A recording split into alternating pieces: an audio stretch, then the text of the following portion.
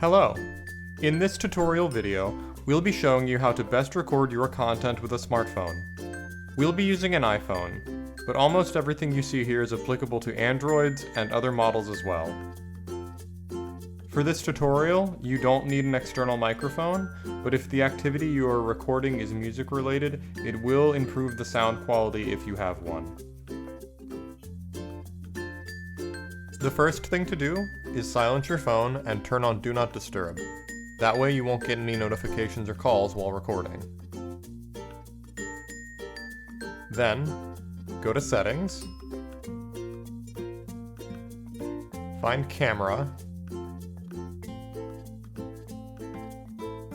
select Record Video and choose 1080p at 30 frames per second, or FPS. Then, go to Formats, and choose Most Compatible. Now go back and go to General Settings, and select iPhone Storage. Because of the frame rate and video quality we chose in the last step, you'll want to make sure you have at least 3 or 4 gigabytes free, if not more. Next, you'll want to set up the space you're going to record in. In the room you're recording in, set up your camera so that it's pointing at your workspace. This is easiest if you have a tripod, but it might be necessary to just use items you can find around your house to get your phone to a good height. For our setup, we stacked some boxes and other items from the kitchen on top of a kitchen stool. We then used a phone tripod to hold the iPhone, but if we didn't have one, we could have found a way to balance the phone upright using a small book or box. Next, you need to make sure that your room is properly lit. If it's too dark, find an extra lamp, or if possible, move to a room with more natural lighting. Then, make sure that you have everything you need to teach your lesson.